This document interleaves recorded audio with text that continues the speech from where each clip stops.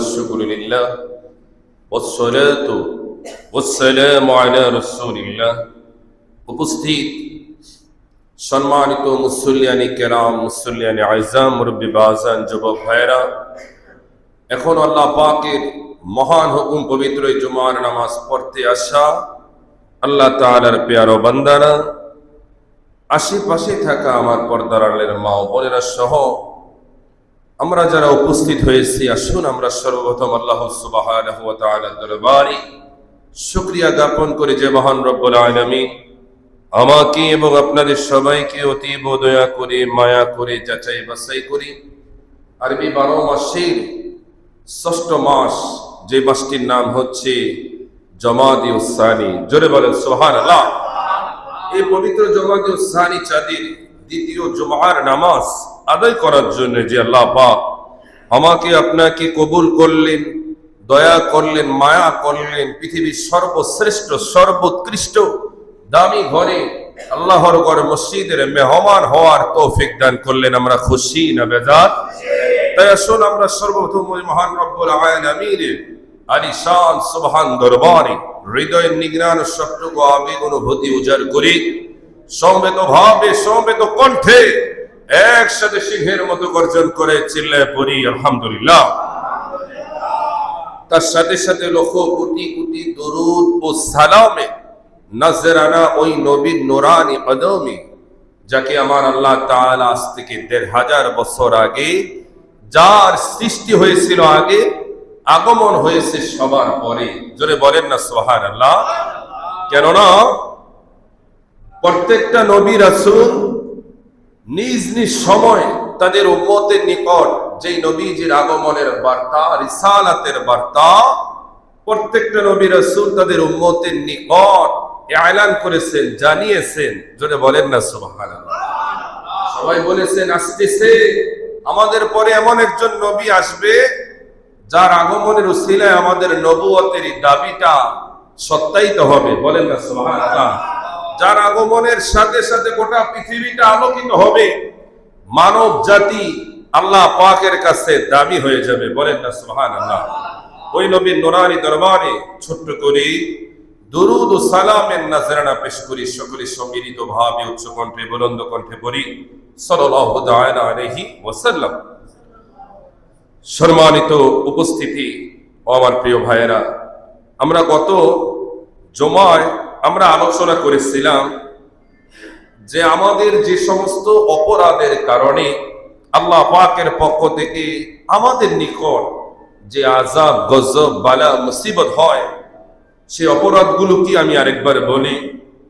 6টি অপরাধ নিয়ে আমরা আলোচনা করেছিলাম। 1 নাম্বার হচ্ছে বান্দা যখন প্রকাশ্যে অশ্লীলতা করে, তখন এই অশ্লীলতার কারণে, বেহায়াপনা, নোংরামির কারণে আল্লাহ পাকের পক্ষ থেকে ওই কওম, ওই জাতিদের উপরে আযাব হয়। জোরে বলেন নাউযুবিল্লাহ। দ্বিতীয় আমরা আলোচনা করেছিলাম যখন কোন সম্প্রদায় অতি লোভে আতিষ্ঠ হয়ে, বিক্রেতা হয়ে ক্রেতাকে যিনি ঠগায়, যিনি ক্রেতার সাথে 2 নাম্বারি করে, জুচ্চুরি করে, সেটা হচ্ছে ওজনে অথবা মাপে যারা কম দেয়। কোন জাতি যদি ওজনে কম দেয়, মাপে কম দেয়, তখন ওই কওম, ওই জাতির উপরে আল্লাহর গজব নেমে আসে। জোরে বলেন নাউযুবিল্লাহ।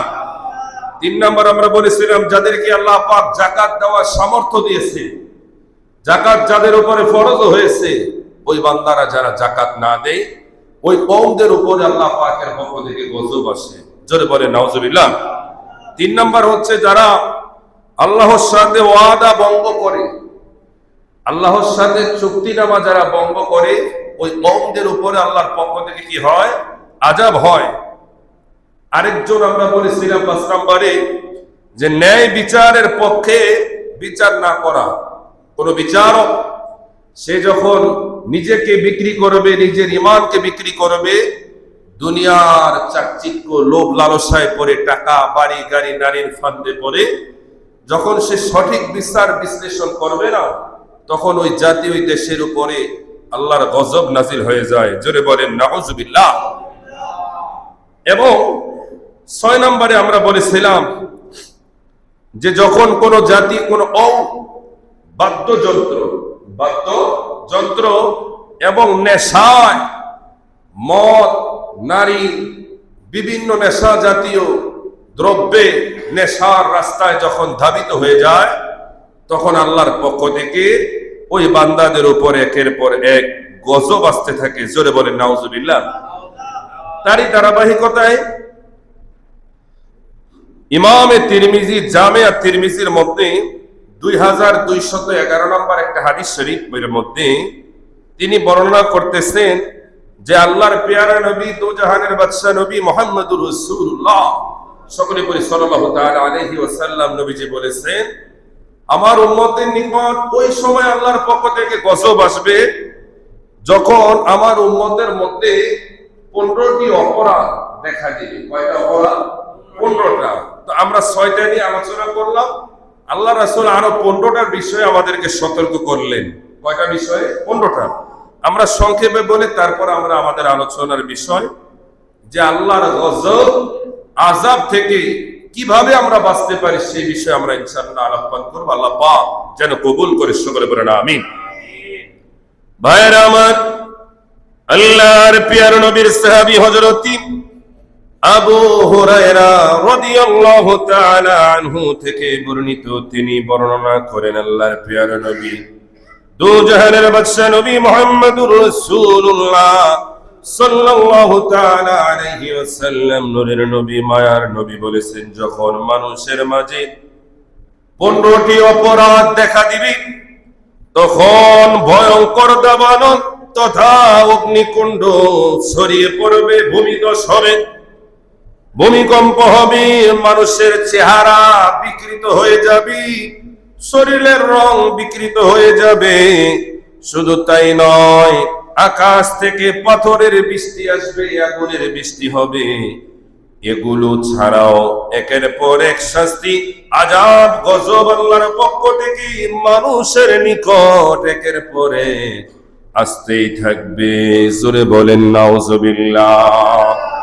নবীজি বলেন, উম্মতেরারি ওই অপরাধগুলো হচ্ছে, 1 নম্বরে নবীজি বললেন, যখন কোন গনিমতের মাল ব্যক্তিগত সম্পদে পরিণত হয়ে যাবে। যখন গনিমতের মাল উম্মতে মুহাম্মদের জন্য আমার আল্লাহ তাআলা, আমার নূরের নবী, মায়ার নবী সদকায় আমার আল্লাহ হালাল করে দিয়েছে, ওই গনিমতের মাল যারা ব্যক্তিগত সম্পদে পরিণত করবে, ওই জাতির উপরে আল্লাহর গজব আসবে। জোরে বলেন নাউজুবিল্লাহ। 2 নম্বরে নূরের নবী, মায়ার নবী বললেন, উম্মত যখন আমানতের মাল লুটের মালে পরিণত হবে, যখন আমার আপনার আমানতের মালগুলো যখন দেশের বড় বড় লিডারেরা, নেতারা, খেতারা যখন নিজেদের মধ্যে ভাগাভাগি করে জনগণের আমানতের মাল, সম্পদ, অর্থগুলো যারা নিজেরা লুটের মালের মতো ভাগাভাগি করবে, ওই কওম, ওই জাতির উপরে আল্লাহর গজব হবে। জোরে বলেন নাউজুবিল্লাহ। আমাদের দেশে এমন আছে কি নাই? জোরে বলেন না, আছে কি না? এবার 3 নাম্বার নবীজি বললেন, যাকাতকে যারা জরিমানা মনে করা হবে।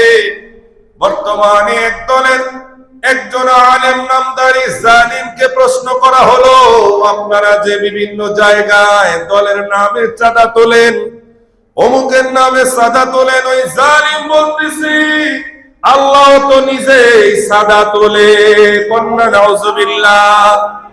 কইল দলের চাঁদা, আর ওই দলের সাদাকে জায়েজ করার জন্য ওই জালিম বলতেছে আল্লাহ নাকি সাদা তোলে। কন্যা নাউজুবিল্লাহ। এজন্যই নবীজি 1500 বছর আগে আমাদেরকে বারবার সতর্ক করে বললেন, উম্মত যাকাতকে যারা জরিমানা মনে করবে, ওই কওমদের উপরে আল্লাহর পক্ষ থেকে কি আসবে? গজব আসবে। এবার নবীজি 4 নম্বরে বললেন, উম্মত 4 নম্বর হচ্ছে ধর্ম বিবর্জিত শিক্ষার প্রচলন হবে। আমাদের এই দেশটা যদিও মুসলমান, এই দেশের শিক্ষা ব্যবস্থা নাস্তিক, মুরতাদ, বাম, রাম দ্বারা পরিচালিত। কথা বলেন ঠিক কিনা? এজন্যই আমাদের এই দেশ নাস্তিকে দিন দিন পরিণত হয়ে যাচ্ছে। আল্লাহ পাক এর পিছনে যারা ষড়যন্ত্র করতেছে, ওই রাম বাম, ওই নাস্তিকের বাচ্চাগুলোকে যেন উপযুক্ত শাস্তির ব্যবস্থা করে দেয়। সবাই করেন না আমিন? এবার নবীজি বললেন 5 নাম্বার হচ্ছে পুরুষ তার স্ত্রীর আনুগত্য হয়ে যাবে। কথা ঠিক কি? সুপুরুষ, দেখতে শুনতে পালোয়ান, বীর পুরুষ স্ত্রীর কথায় উঠবে আর বসবে, এরকম আছে কি নাই? যে ছেলে মা বাবার কথা ছাড়া একটা কথাও বলে না, একটা পাও সে আগায় না, ওই ছেলে বিবাহের পরে বউ যেদিকে ওই ছেলে সেদিকে আছে কি নাই? আরে ভাইরা আমার, যে কোনো কাজ বউর সাথে পরামর্শ করেন, সমস্যা নাই, কিন্তু নিজের ডিসিশনটা আপনার স্বামী, আপনার কর্তৃত্ব বউর উপরে দরকার আছে কি নাই? কথা কোন ঠিক কিনা? নিজেকে বিক্রি করা যাবে না, বউকে ভালোবাসার নামে বউ যা কয় তা শোনা যাবে না। তবে ইসলাম আমাদেরকে উভয়ের পরামর্শ নেওয়ার জন্য বলেছেন। বলেন না সুবহানাল্লাহ। এবার 6 নম্বরে নবীজি বললেন, কিন্তু নিজের মায়ের অবাধ্য হবে, বউয়ের কথায় উঠবে বসবে। আবার একই চরিত্রের মা, ওই মায়ের কথা সন্তান অবাধ্য হয়, এরকম কুসন্তান আছে কি নাই? যে সন্তান বউ যা কয় তা শোনে, আবার ওই সন্তান মায়ের কথা শুনতে তার ভালো লাগে না, এরকম কুসন্তান আছে কি নাই? খোঁজ খবর নিয়ে দেখলে দেখা যায় আমার ঘরে, আপনার ঘরেও ঘরে ঘরে সন্তান। যদি আমার মায়েরা বোনেরা যদি শুনে থাকে, অনুরোধ করব মা, আপনি এমন কোন পরামর্শ আপনার স্বামীকে দিবেন না, এমন কোন কথা বলবেন না যেই কথার কারণে আপনার স্বামী আপনার মাকে কষ্ট দেয়, যেই কথার কারণে আপনার স্বামী আপনার মায়ের অবাধ্য হয়। কারণ এটা যদিও আজকে আপনি করেন, কাল আপনার সন্তানও আপনার সাথে করবে, কোনো সন্দেহ নাই। আপনি যা করবেন প্রকৃতি এটা আপনাকে নতুন করে আরো কঠিন রূপে আপনাকে উপহার দিবে, কোনো সন্দেহ নাই। এবার 7 নম্বরে নবীজি বললেন, বন্ধু বান্ধবকে কাছে টেনে নিবে, তথা যাদের সাথে বন্ধু বান্ধবী আছে কি নাই? আমাদের সমাজে বন্ধুর নামে বান্ধবীদেরকে করে আনা হয়, বন্ধুর নামে বান্ধবীদেরকে সারা রাত বিভিন্ন জায়গায় আড্ডা মেলামেশা ওঠা বসা আছে কি নাই? নারায়ণগঞ্জের বিভিন্ন অলিতে গলিতে রাত্রে আপনারা দেখলে দেখবেন একসাথে 4-5টা ছেলে থাকলে 2-1টা আমাদের মা ও বোনও দেখা যায়। এগুলো কোন পরিবারের? যারা রাত্র 1টা 2টা 10টা কোনো সমস্যা নাই, এগুলো স্ট্যান্ডার্ড। কথা বল ঠিক কিনা?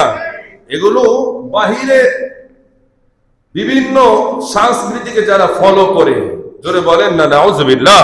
আল্লাহ আমাদের মা ও বোনদেরকে হেফাজত করুন। সকলে চিল্লায়ে পড়েন আমিন। একটু মহব্বতে পড়েন না আমিন। আমরা এর থেকে মুক্ত চাই কি চাই না? এর থেকে মুক্তি চাই কি চাই না? এই জন্য যাদের মেয়ে রয়েছে, ওই মেয়ে গার্ডিয়ানের মা বাবা আপনারা যারা রয়েছেন, অবশ্যই আপনাদের সতর্ক থাকার দরকার আছে কি নাই?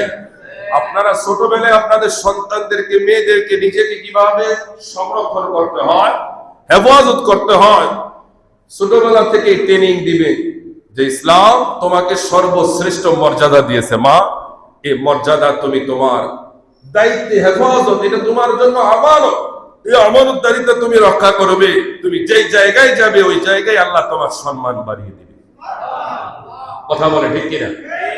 এবার নবীজি বললেন 8 নম্বরে, কিন্তু বন্ধু বান্ধবকে কাছে টেনে নিবে, আবার ওই সন্তান নিজের পিতার কথার অবাধ্য হবে, আছে কি নাই? বন্ধুর জন্য পিতার সাথে খারাপ ব্যবহার করে, আছে না?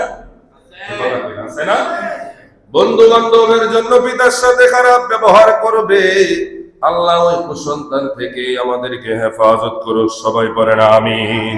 ও যুবক ভাইরা, যারা জেনে বুঝে না জেনে যৌবনের তাড়নায় বিভিন্ন কারণে যারা মায়ের সাথে বাবার সাথে যারা অবাধ্য হচ্ছ, একদিন তো তুমিও বাবা হবে, তুমিও তো মা হবে। ও মা ও বোনেরা, আমাদের সন্তান যখন আমাদের কথা শুনবে না, তখন মা বাবার আনন্দ লাগে না খারাপ লাগে? এমন খারাপ লাগে যেন দুনিয়াটা ভেঙে চুরে চুরমার হয়ে তাদের মাথার উপরে পড়ে যায়। এজন্য আমরা মায়েরা সব সময় বাবারা দোয়া করি, আল্লাহ দুনিয়ার যত বালা মুসিবত যত বিপদ আপদ হোক না কেন, এটা যেন আমার উপরে হয়, আমার সন্তানকে তুমি এর থেকে বাঁচিয়ে রেখো। এটার নামই মা বাবা। জোরে বলে সুবহানাল্লাহ।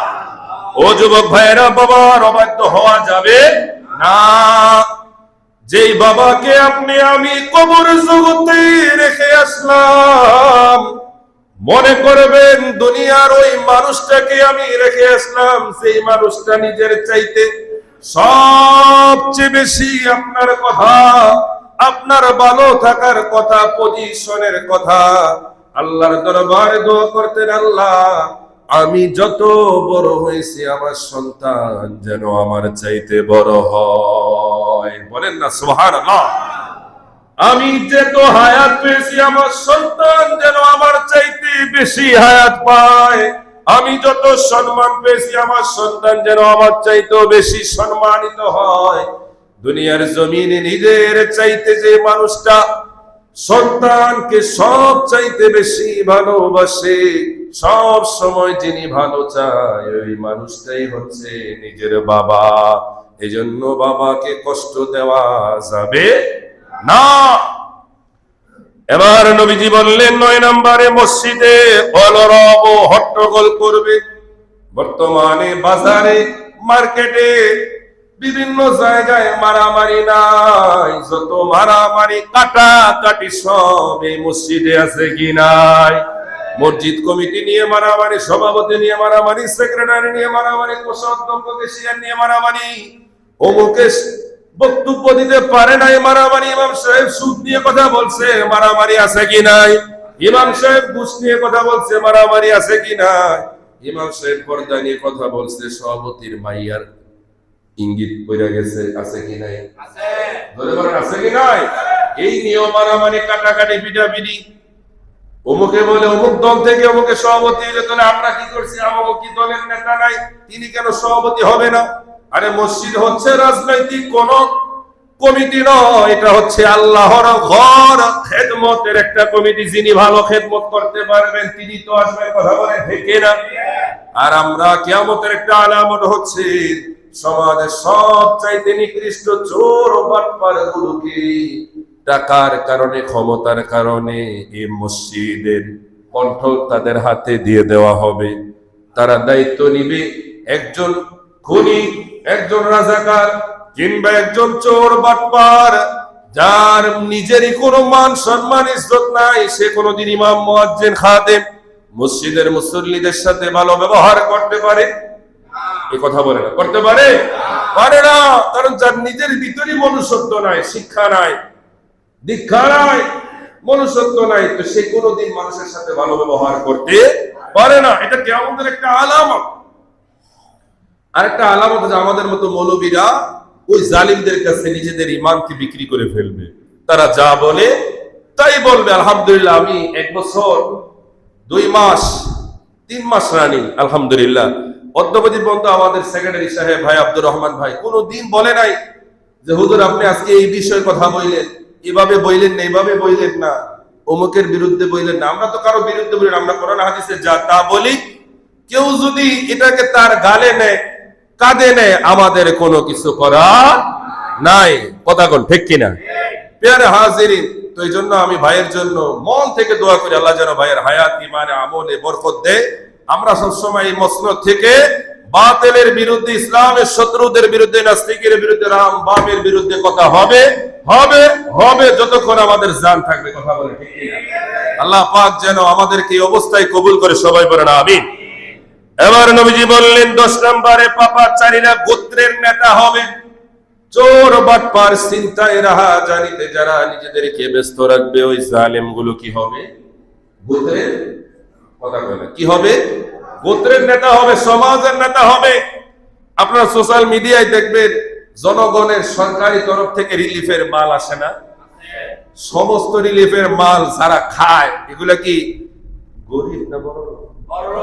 যত বড় বড় লিডারদের বাড়িতে বিভিন্ন আলমারিতে খাটের নিচে চিপা চাপা দেখবেন তেলের খনি পাওয়া যায়। তেলের খনি পাওয়া যায়, টাকার খনি পাওয়া যায়, চালের বস্তা পাওয়া যায়। আর এগুলো গরিবের জন্য আরে কোটি কোটি টাকা খরচ করে মসনদে আইছি, গরিব মানুষের খাওয়ানোর লোকে, তাহলে আমি কি করব? আছে না? সব কি আপনাদেরকে ভেঙে বলতে হবে? বুঝে নিবেন। আল্লাহ যেন এই জাতি থেকে হেফাজত করে, সবাই বলেন আমিন। নবীজি 11 নম্বরে বললেন, নিকৃষ্ট লোক সমাজের কর্ণধার হবে।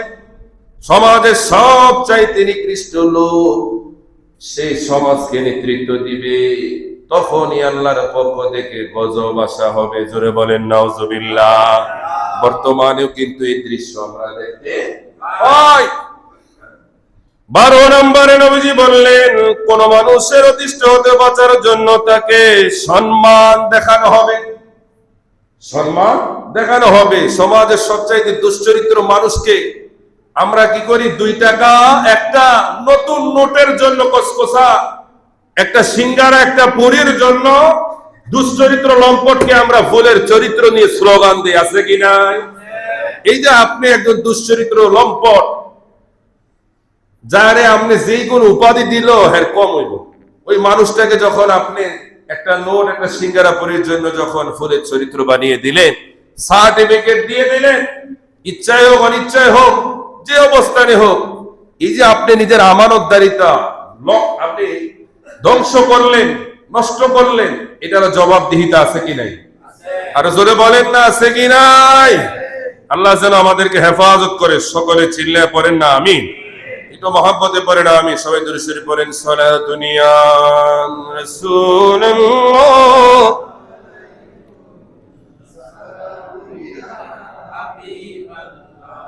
আলাইকুম সালাতুন ইয়া রাসূলুল্লাহ, আলাইকুম সালামুন ইয়া আলাইকুম। এবার নবীজি বললেন, উম্মত, ও আমার উম্মতেরা, 13 নাম্বার হচ্ছে গায়িকা, নর্তকী ও বাদ্যযন্ত্রের বিস্তার ঘটে যাবে। কথা বলেন ঠিক কিনা? আপনি দেখবেন ওয়াজ মাহফিলের ক্ষেত্রে অনুমতি লাগে, পারমিশন পাওয়া যায় না। বিভিন্ন ভালো ভালো কাজ থেকে অনুমতি নেওয়ার জন্য থানাতে ঘন্টার পর ঘন্টা করতে হয়। আরে কথা কোন ঠিক কিনা? পারমিশন পাওয়া যায় না। কিন্তু গান বাজনা, নাচা নাচির ক্ষেত্রে কোনো অনুমতিও লাগে না, পারমিশনও লাগে। আনতে গেলে আবার পারমিশন দিতেও দেরি হয় না। এরকম নাস্তিক আছে কি নাই? বহু আমরা দেখেছি। আল্লাহ ওই নাস্তিকদের হাত থেকে সরকারি বিভিন্ন মসনদ গুলোকে হেফাজত করে, সবাই পড়েন আমিন। এবার 14 নম্বর হচ্ছে, মানুষের মাঝে যখন মদ্যপান নেশা বেড়ে যাবে, তখন আল্লাহর পক্ষ থেকে আযাব আসবে। নেশা থেকে আমাদের বাঁচতে হবে। কথা কোন ঠিক কিনা? বর্তমানে মোবাইলে আমাদের যুবক ভাইরা বিভিন্ন ভাবে জুয়ায় আসক্ত হয়ে যাচ্ছে। একজন সুন্দর সুপুরুষ মোবাইলের জুয়ায় পড়ে হাজার হাজার লক্ষ লক্ষ টাকা ধরা খেয়ে যাচ্ছে, নিজেও শেষ হয়ে যাচ্ছে, গোটা পরিবারটাকে ঋণের বোঝা চাপিয়ে দিচ্ছে। অনেকেই সহ্য করতে না পেরে আত্মহত্যার মতো পথ খুঁজে নিয়েছে। কথা বলেন ঠিক কিনা? এই জন্য যুবক ভাইয়েরা, এই যে ক্রিকেট খেলা, ফুটবল খেলা, বেশি করে ক্রিকেট খেলা, প্রত্যেক ম্যাচ প্রতি জুয়া হয় এবং প্রত্যেকটা ওভারে ওভারে হয়, প্রত্যেকটা বলে বলে আছে কি নাই? কোটি কোটি টাকা, মিলিয়ন বিলিয়ন টাকার এই খেলা, এই জগতে যারা নামে ম্যাক্সিমাম 99% মানুষই নিজে সব শেষ করে ফেলে। কিন্তু অনেকে যদি মনে করে যে না, অনেকে তো কোটিপতি হয়েছে, দেখবেন তার কোটি টাকা মুহূর্তেই শেষ, কোনো বরকত, খারাপ হারাম সম্পদের কোনো বরকত নাই। কথা বলেন ঠিক কিনা? হারাম ভাবে আপনি অর্থ উপার্জন করবেন, এটার কোনো বরকত কোনোদিন ছিল না, কিয়ামত পর্যন্ত থাকবে না। কথা কোন ঠিক কিনা? জুয়া এমন একটা জিনিস যেটা শয়তান আপনাকে বারবার ওয়াসওয়াসা দেয়। আপনি যদি 1 লক্ষ টাকা হারেন, শয়তান বলবে আরে আরেকটু খেলোস না, আরেকটু খেল, সমস্যা কি, দেওস না আরেকবার, হয়তো তোর ভাগ্য ভালো হলে 2 লাখ টাকা পড়লে 1 লাখ টাকা তোর পকেটে, আর 1 লাখ টাকা সমান সমান হয়ে যাবে। এরকম শয়তানি আছে না? আপনি খেললেন, আরেকটু দেখলেন আবার 1 লাখ টাকা হেরে 2 লাখ টাকা ঋণ হয়ে গেছে। শয়তানি কবে আরে তুই 2 লাখ টাকা ঋণ করলি, তাহলে 2 লাখ টাকা হোল করতে হবে, তুই করতে করবি, এটা খেললেই তো তোর করতে হইব।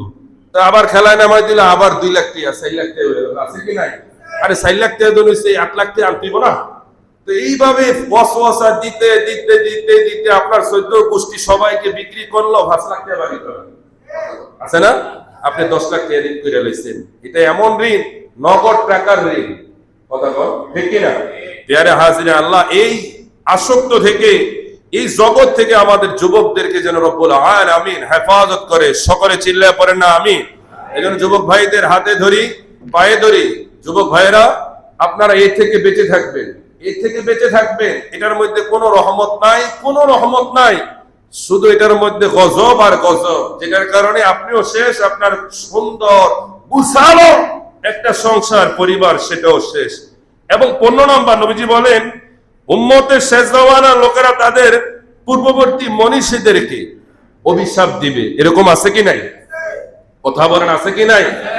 বর্তমানে আমরা যেভাবে নামাজ পড়ি, 1500 বছর যাবত যেভাবে আমরা আল্লাহকে ইবাদত করি, আল্লাহকে আমরা যেভাবে উপাসনা করি, তথা আল্লাহকে আমরা যেভাবে অনুসন্ধান করি, আল্লাহর হুকুমগুলো আমরা যেভাবে পালন করি, বর্তমানে এমন এমন ফিতনা আসবে কিয়ামতের আগে যেগুলোর নাম আমাদের 14 পুরুষও কেউ শোনে। কথা বলে ঠিক কিনা? আমরা নবীকে অনুসরণ করি, সাহাবীদেরকে অনুসরণ করি, তাবিঈদেরকে করি, মাযহাবের ইমামদেরকে আমরা অনুসরণ করি। ইমামে আযম আবু হানিফা, ইমাম শাফি, ইমাম মালিক, ইমাম হাম্বলি, তরিকতের ইমাম যারা, তাদেরকে আমরা ফলো করি। হাদিসের ইমাম যারা, মুফাসসিরিন যারা, ফুকাহা যারা, মুফতি যারা, বাংলার জমিনে আমরা যে আউলিয়া কেরামের উসিলায় মুসলমান হয়েছে, তাদেরকে আমরা অনুকরণ করি। কথা বলে ঠিক কিনা?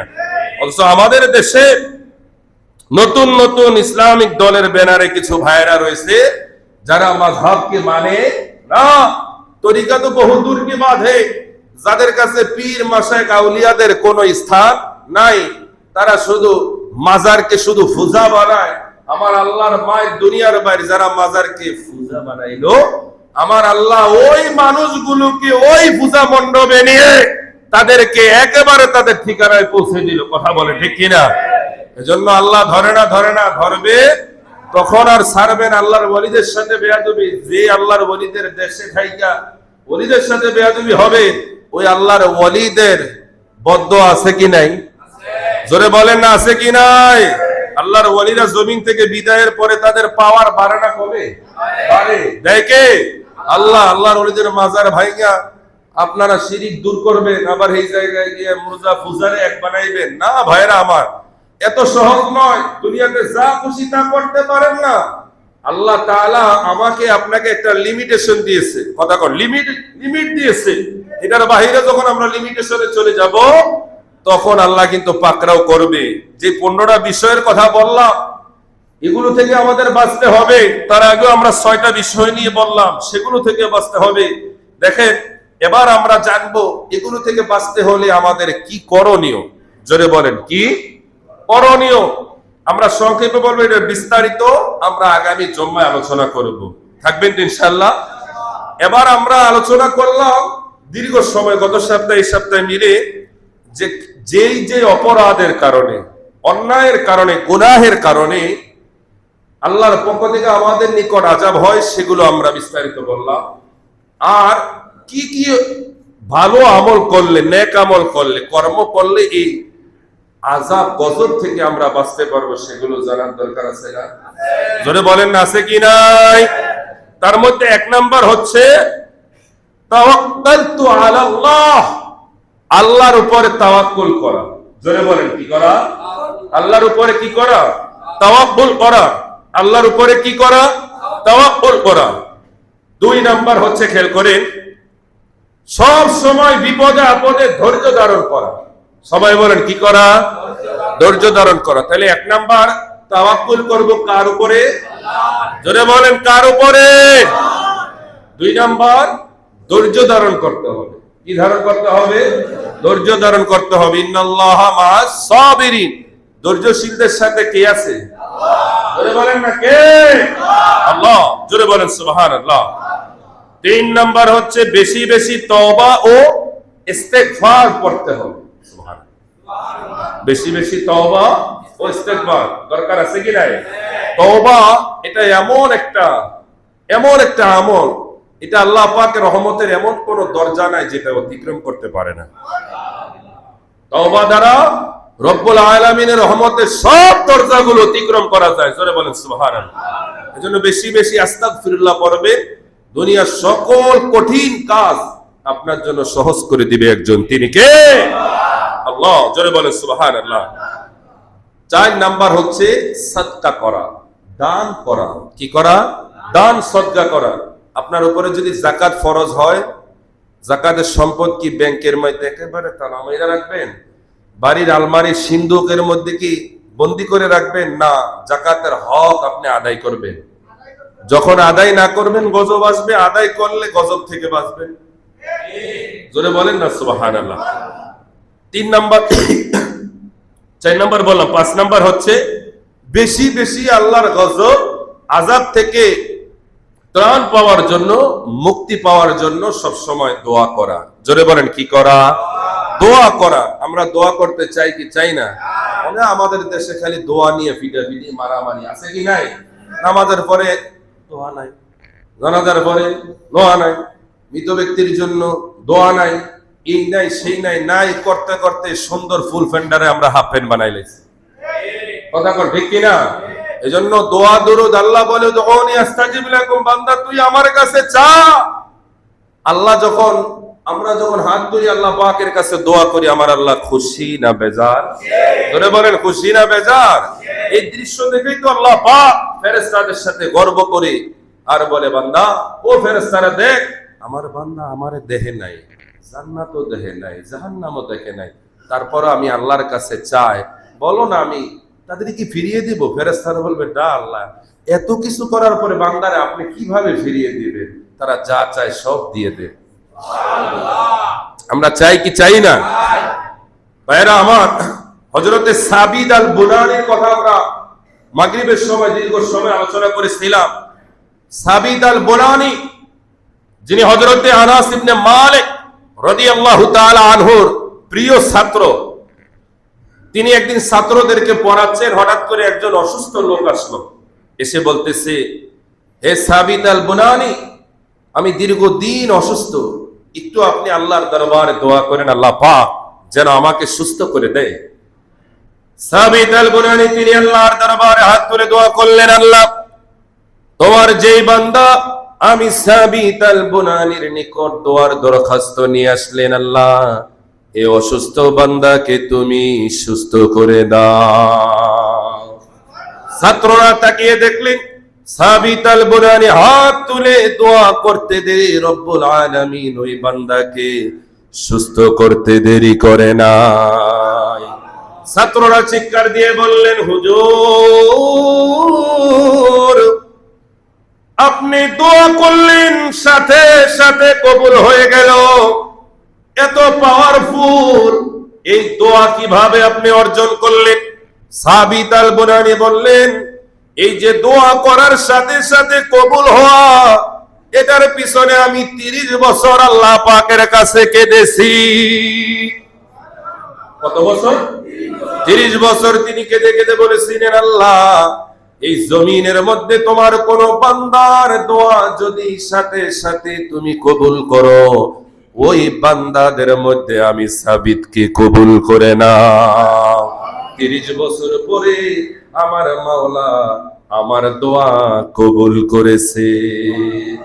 শুধু তাই নয়, হযরত সাবিত আল বুনানির পরিবার থেকে বলা হলো, তার ইন্তেকালের পরে তিনি এমন কোন রজনী নাই, এমন কোন দিন নাই, এমন কোন রাত নাই, তিনি ওই রাত সারা রাত আল্লাহর দরবারে কাঁদেনি। কাঁদতে কাঁদতে কাঁদতে কাঁদতে তার কান্নায় মনে হতো গোটা পরিবেশটাই যেন নিস্তব্ধ, একেবারে গোটা পরিবেশটাই যেন কান্নায় জর্জরিত। কন্যা আল্লাহু আকবার। এজন্য তো ওই বান্দা ইন্তেকালের পরে গোটা পরিবেশটা সুগন্ধে ভরপুর হয়ে গেছে। একজন আরেকজনে বলা হচ্ছে আজকে এত সুগন্ধ, বলতেছে আজকে আল্লাহর একজন প্রিয় বান্দা সাবিত আল বুনানির ইন্তেকাল হয়েছে। জোরে বলেন না সুবহানাল্লাহ। এজন্য দোয়া, একটা মকবুল দোয়া অর্জন করার জন্য কত বছর কেঁদেছেন? 30 বছর। এটা কি সাধারণ কান্না না অসাধারণ? আমরা তো 30 বছর দূরের কথা, এক রাত তো কাঁদছি কিনা সন্দেহ আছে। এক রাতও আমরা কেঁদেছি কিনা সন্দেহ। সর্বোচ্চ এক সপ্তাহ, এক মাস, এক বছর। আর আল্লাহর এই বান্দা তাবি তিনি 30 বছর কেঁদেছেন। এজন্য আমরা কাঁদতে চাই কি চাই না? আরেকটা বিষয় হচ্ছে সচেতনতা। কি সচেতনতা? সচেতনতা বলছে মানে সব সময় নিজে একটু পরিপাটি থাকা, এমন ভাবে বসবাস করা, চলাফেরা করা যেন বিপদ থেকে আপনি বাঁচতে পারেন। কিভাবে রাস্তা পার হলে বিপদ হতে পারে, আপনি যদি সেইভাবে পার হন তাহলে বিপদ আপনারা আপনি নিয়ে এলেন। কথা ঠিক কিনা? আপনি যদি ওই যে গাড়ির সামনে দিয়ে দৌড় দিয়ে খন, আল্লাহ বাঁচাই বলতে সম্ভব? এ কথা কয় না। ফাস্তালাতে লাভ দিয়ে যদি কোন হুজুর টাটা, এই যে বললাম দেখেন আল্লাহ বাঁচাই সম্ভব? ওই কথা কয় না, সম্ভব? ট্রেনের রাস্তা, ট্রেন আসতেছে, আপনি কানামাসি খেলেন, সব বান্ধা দিল, আপনি বারবার এদিকে দিয়ে যাচ্ছেন, আল্লাহ বাঁচাইব, সম্ভব? তো আপনি আল্লাহর উপর ভরসা করতে হবে, নিজেও সচেতন হতে হবে। আমাদের সচেতন হওয়ার দরকার আছে কি নাই? এটাও আল্লাহ পাক এবং তার নবীর নির্দেশ। আল্লাহ পাক যেন এই আমলগুলো করার তৌফিক দান করে। সকলে চিল্লায়ে পড়েন আমিন।